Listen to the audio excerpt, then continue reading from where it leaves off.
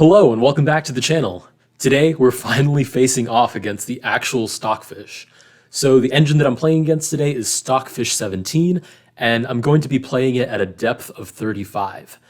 Every game I'll give myself an extra queen by replacing one of these pawns with a queen. And we'll start this game even, just to kind of flex our chess muscles a little bit. Obviously I don't really expect to win, but I hope to play a good game. We'll start off with d4. All right, we're met with knight to f6, pretty standard so far. I'm going to play a London with bishop to f4. I kind of just want to keep things solid and mostly equal. That's the best way for me to survive against an engine personally. We get d5, I'll play e3.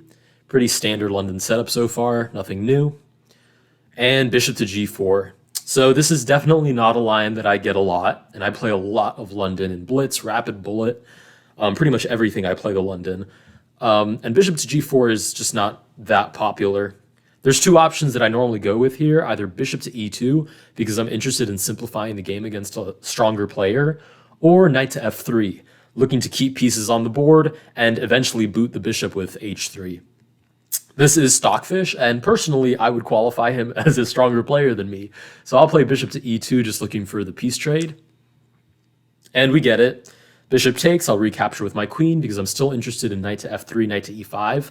I wouldn't want to use it to recapture on e2 where it has less scope. We get e6, I'll play knight to f3. And in my book, just castling against Stockfish is good. That's a win in my book. We get bishop to d6, a little bit of tension with the bishops, offering that trade.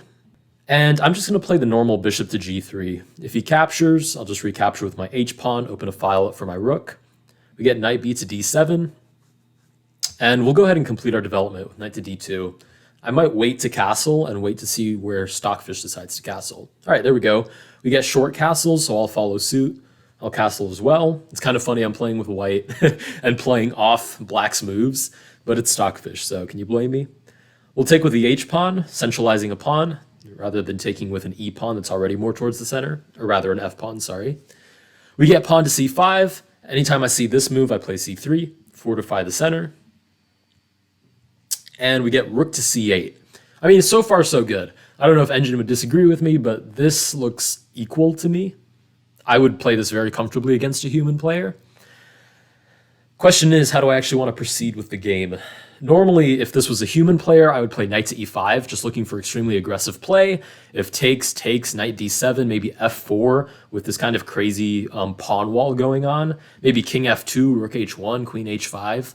And I know that sounds really deep, but against a human player, it's not hard to get all of those moves in. But against Stockfish, I have this funny little feeling in my stomach that he's going to stop all of that. Question is, I don't really know how.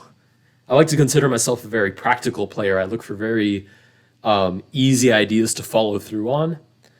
And Stockfish is probably going to very easily see all of those ideas, as well as, the best way to thwart them. That doesn't mean we shouldn't try, though. I'll play knight to e5 because it's truly what I would normally play in a game. And this is what I'm talking about. No human in their whole existence would ever think of playing pawn to h5.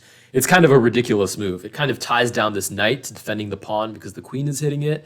And frankly, it's not clear what the idea is. I'm assuming that the idea is knight takes, and knight to g4. But even a human who sees that would wonder after f4 if that's really a well-placed knight. Or even worse, knight to f3. So how am I going to address this? I'm going to play knight g to f3 to kind of double down on the idea of controlling e5. So I'll play knight d to f3. We get g6. Again, very inhuman ideas. There's no bishop that goes here, so it's kind of an unnatural move. Although it's not a completely uncommon motif. The idea here is probably king g7, rook h8, if I had to guess. Although h4 isn't possible right now, so maybe it's going to tie me down with like knight takes, pawn takes, and then this knight has to defend the pawn and h4. There could be some ideas of that. I'm going to go ahead and lean into simplifying the position. So I'm going to take on d7. Knight takes, and I could offer a trade again. The problem is this time after knight takes, pawn takes, that pawn is a little bit misplaced there. I'm not sure it's all that well placed. So I'm going to bring my rooks towards the center instead with rook a to d1. and just kind of holding even. We get knight to f6, which is kind of annoying because now knight to e4 is coming. But it also means that I can play knight to e5. So I'll play knight to e5 now. Ah, yes, king to g7. So my knight is well placed, but it's not defending h4 anymore. So I'm assuming that this is the looming threat. g4 is kind of interesting here. To see if I can get simplification on the king side. It would make my life a lot easier if we traded, and I finished off with my queen. The attack would lose a lot of its oomph, and it would be a lot easier to play. So I'm going to play g4. Okay, Stockfish completely ignores this tension and looks to the queen side and captures on d4, which actually I have no idea why. I don't understand it. Normally you avoid that capture and you want to keep the tension in the center. Because if I recapture now, if this knight ever leaves, queen to e5 is kind of an interesting place to put the queen. I could also capture with the rook, I guess, but then I lose central pawns. So I'll capture with the e pawn instead. We get knight takes, perfect. This is fine. I'll simplify.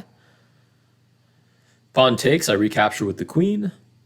And I'm not sure about all these empty dark squares. It feels like I could take advantage of that at some point. I'm sorry, a5? I'm assuming I'm missing something. But I'm not scared of a5. I'm gonna play rook to d3 and lift my rook over.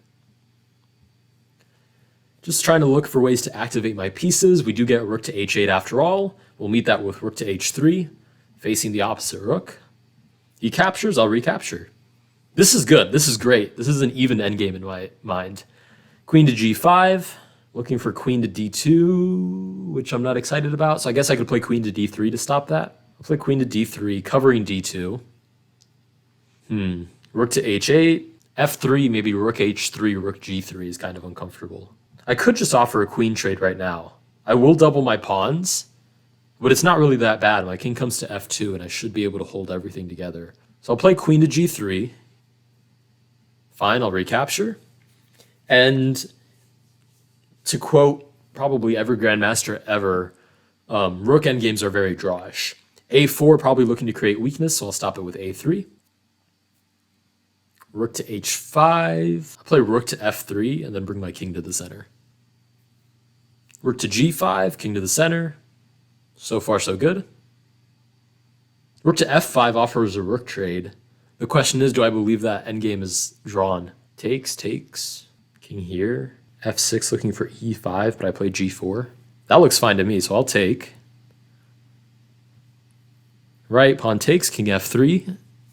This feels good. This feels great. King to g6. g4 is planned, so I'm offering that pawn trade. King to g5. I'll take to undouble my pawns. Oh.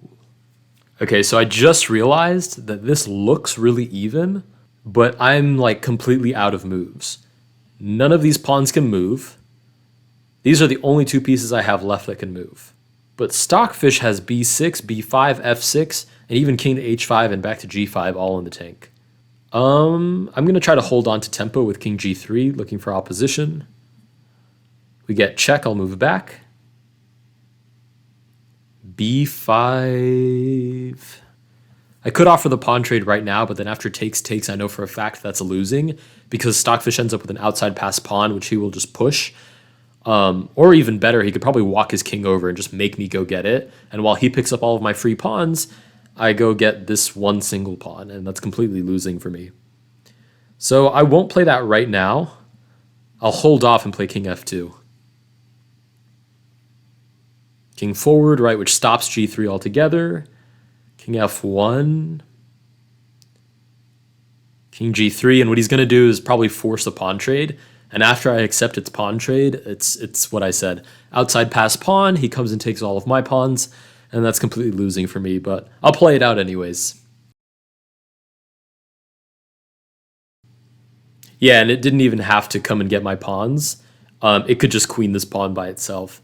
I'm not going to lie, this was kind of disappointing because I thought I was playing super well, but in hindsight, I mean, it's Stockfish. It was never going to happen. It probably saw that endgame was winning when I was still considering which way to castle. So I'm not hurt, but I am optimistic for that extra queen. I'll go ahead and finish playing this out. All right, and that's game. GG's. I'll see you guys with one extra queen on the board. All right, we're back with an extra queen. Some of you guys have commented that maybe I should replace the queen with the rook instead of the pawn. Since this is probably the apex episode of me replacing my pawns with the queen, in a future episode, I'll replace it for the rook, and maybe I'll play with extra pawns or extra other pieces of some kind. But this will be the final episode where I'm just replacing pawns with queens, since this is basically the final boss. We'll go ahead and get started with d4, just like last time. We're met with d5, so far pretty normal, and my plan hasn't changed. I'm just going to develop and look for trades.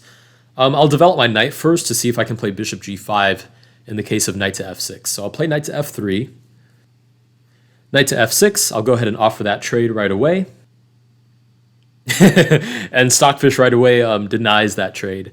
I'm not sure if I'm mistaken, but I believe against Stockfish 10, I was actually able to get this trade.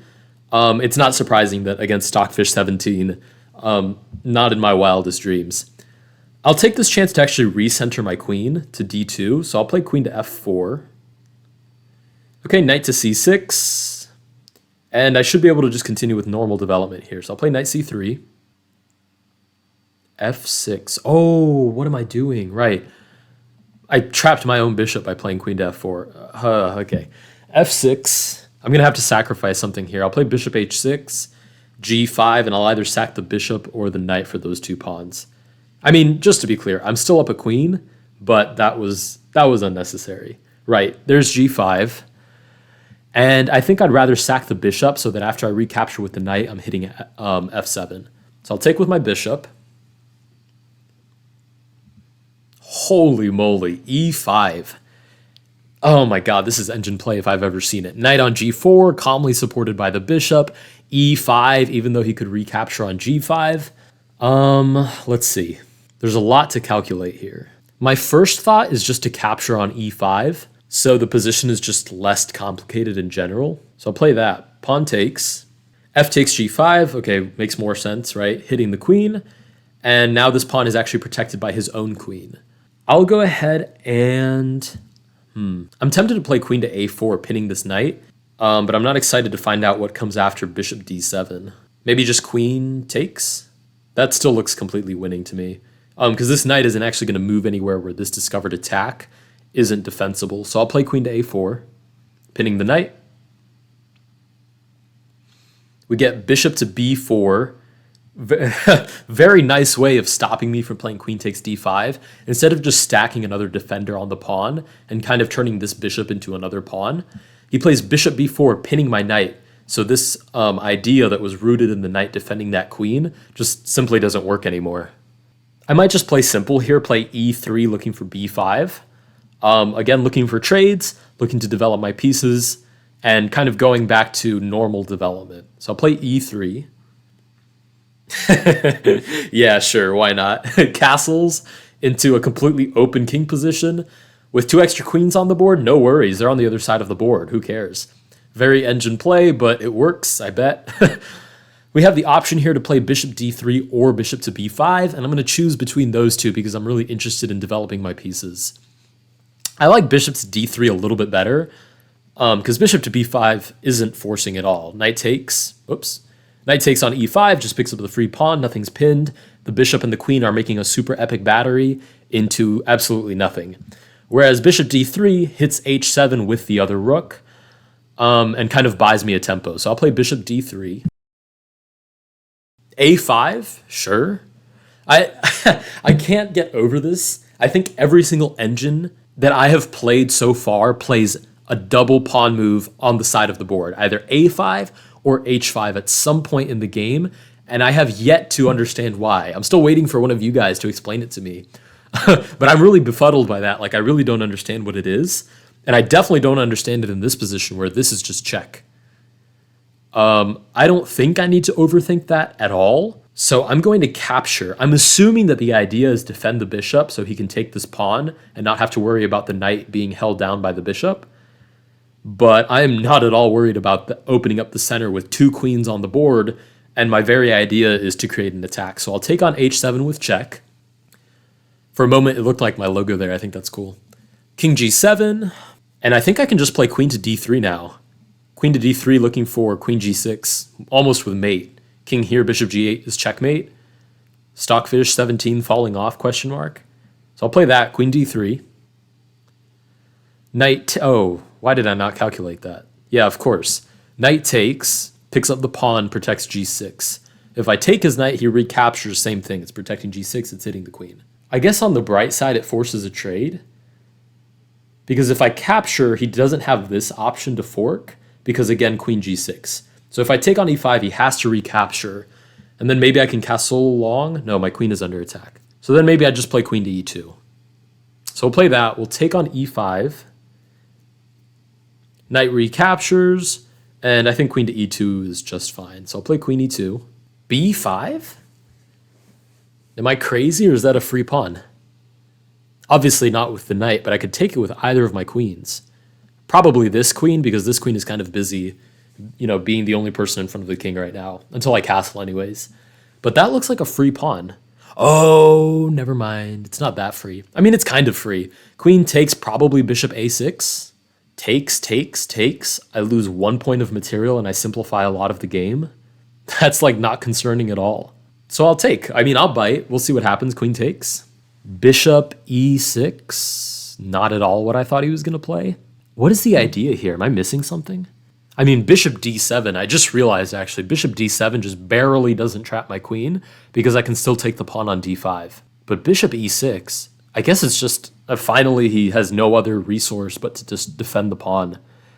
I would have thought like c6 would have been more effective. Queen a4 is basically forced, and then you have a pawn structure. And obviously it's defended by the knight. Bishop to e6 I don't completely understand. But I feel like it kind of welcomes long castles now. Long castles develops my rook, protects my king, and then I can focus on actually attacking, and obviously it connects my rooks as well. One of the main ideas of castling at all. So I'll go ahead and castle long. We get bishop to f7. Just recently I made a video where Magnus was playing against Martin, and Martin had like a bazillion queens or whatever. I think I replaced all of his pawns with queens. So Martin had a bunch of extra queens against Magnus, and it was interesting in the game review how Magnus was calculating all sorts of really crazy variations, and then Martin was just playing ridiculous moves. And I kind of feel like it's the same here. I mean, obviously, I hope I'm not playing ridiculous moves, but I'm playing conceptual chess for a human, and I don't doubt that at depth 35, Stockfish is calculating 35 moves deep in all sorts of different directions and determining that, oh my gosh, look at all these threats he's creating, and I have no idea what's happening except for the fact that I have an extra queen. Did I compare myself to Martin after bullying him in my last 10 videos? No, I plead the fifth on that one. Bishop to f7. How do we actually make progress in this position? f4 is like super tempting right away, I'm not going to lie. f4, just to blast open the king side, destabilize the only piece it has in the center, and just look for a way to finish this off. I'll play that, f4, just blast open the king side, see what happens.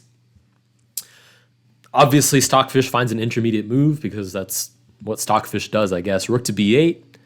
I could play queen to a6 here, looking for scope on h6, which actually looks really interesting. I guess the rook would just come up to b6 and interpose it. So it's not actually that strong. Or even c6 interposes it, bishop d6 interposes it, and then the queen is just kind of left doing nothing. But it's an option, I'm not against it. The other option, and this was my idea when I played Magnus originally, although I ended up needing 2 extra queens to defeat him. My original idea was just to find a way to trade off the queen for lower value pieces, so I could take this knight on e5, and after takes, I recapture, and technically I lost a point of material, but just by simplifying the game a little bit and getting rid of 2 of its pieces, I'm already a little bit better off. So I'll do that, I'll take the knight, and just kind of look to what is this? I was going to say look to simplify pieces, but now ridiculous moves are happening. Bishop takes c3. Does that even qualify as an intermediate move? What is bishop takes c3? I'm not seeing something here. Okay, my question is, why can't I just move my queen to d3? Takes? Is that the issue? Because I'm just going to move my king to d2. And I don't see what the follow-up is to that. I'd like to keep my queen on the board. I mean, I was talking a lot about simplifying, but if he's going to make it that easy for me, I'd rather keep my king on the board. Oh, wait, what if his idea is queen d3? No, that doesn't work either. I was going to say rook takes first to try to double up and look for checkmate, but the bishop's just hanging. I don't know what that move is for. I'm playing queen to d3. Okay, it was bishop takes apparently. I'm going to move king to d2, and I'm going to sit here and wonder what the follow-up is to that. Queen to e7? Oh, looking for queen b4? That has to be stoppable somehow, I think. So he's taking advantage of the fact that all of my pieces are basically restricting my own king in the center. But that seems like it has a pretty easy solution, right? I just move my queen, and then I create an escape square for my king. I could even cover b4 just by playing queen to g4. If I play queen to g4, I'm covering that square, and I would be more than happy to get a queen trade. So I'll play that, queen to g4, covering b4. We get queen takes e5, which is fine. Doesn't look like it doubles down on the attack at all, in my opinion. And maybe I can even start looking for my own ways to create an attack. I mean, the most natural move here is rook d to f1, just looking to bring more pieces into the game. But I could also offer a queen trade. I could play queen to f5. I mean, I don't want to get cocky, but I could even play rook to h5 in this position.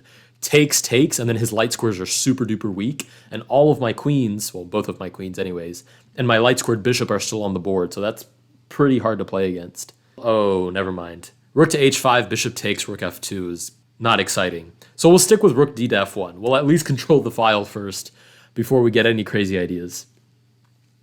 Okay, rook to b4 obviously hits the queen, and actually kind of sucks, because it might even be looking for d4 in the near future.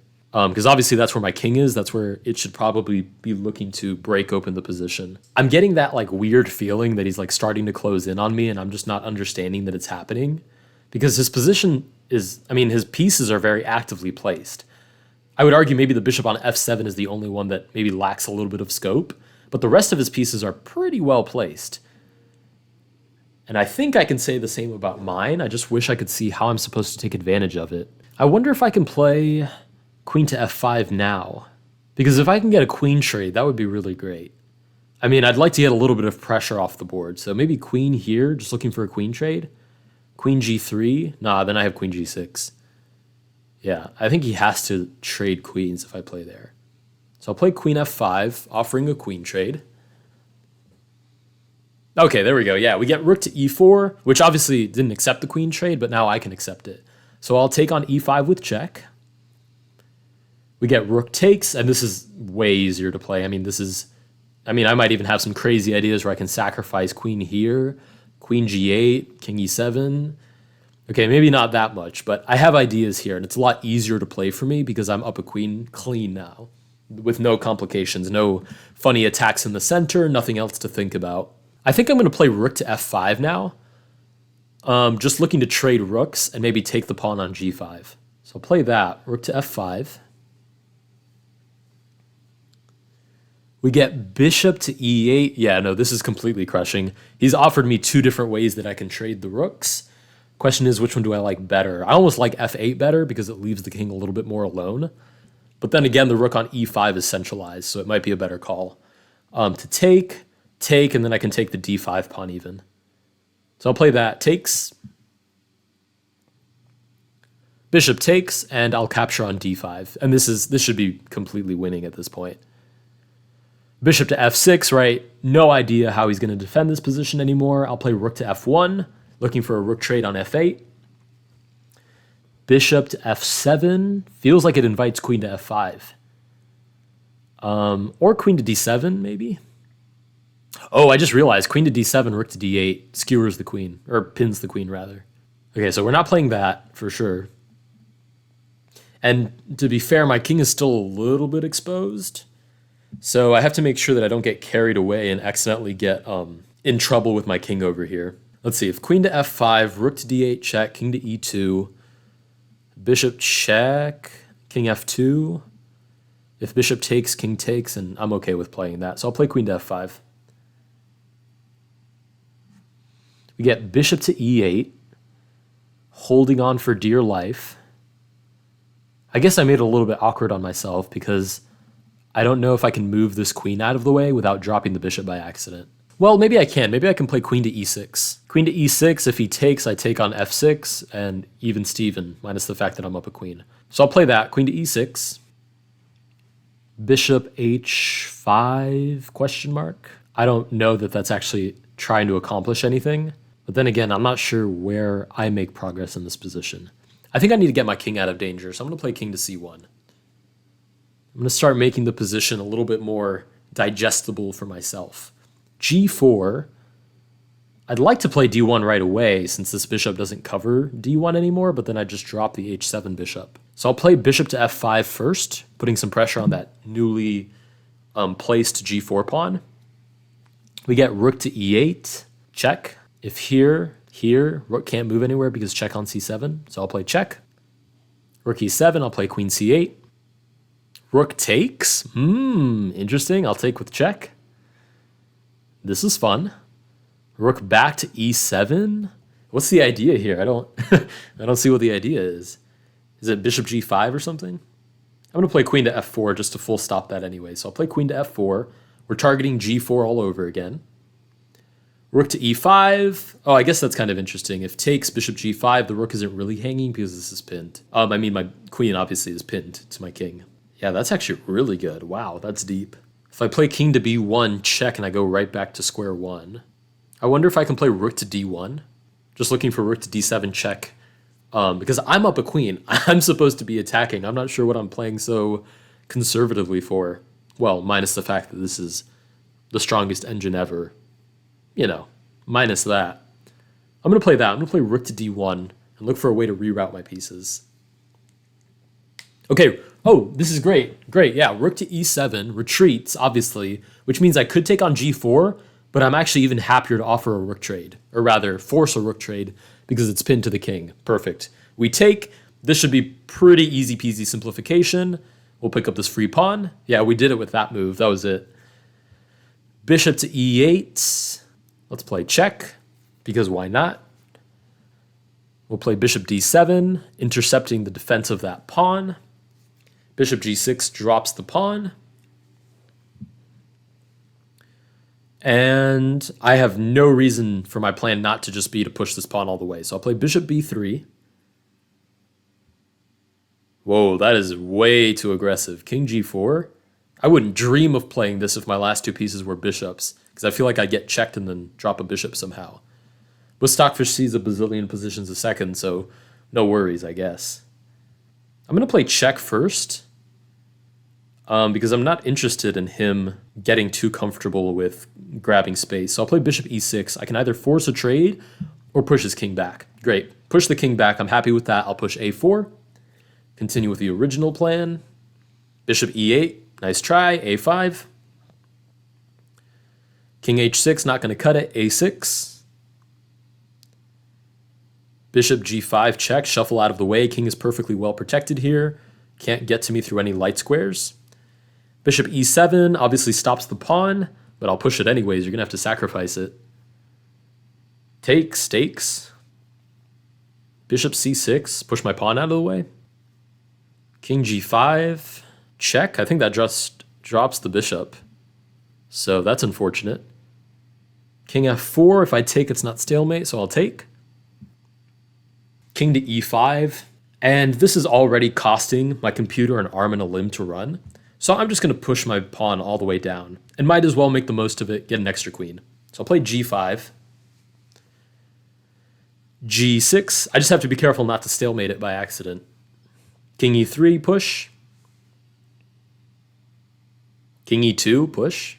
Give me a queen. Yes, promote to a queen, thanks. Usually what I promote to. We'll go ahead and cut the king off, and then easy peasy ladders mate. All right, that's it. It only took us one extra queen. I could do this at a greater depth, but my understanding is that at 35, it's already about as strong as it's going to get. In the future, I plan to play games where I give myself extra knights or extra bishops or something a little bit less powerful than a queen, which puts me basically at +8 on move 0. But to be frank, queens just get more clicks. So if you guys did enjoy this video, please consider liking and subscribing, and I will see you guys in the next one.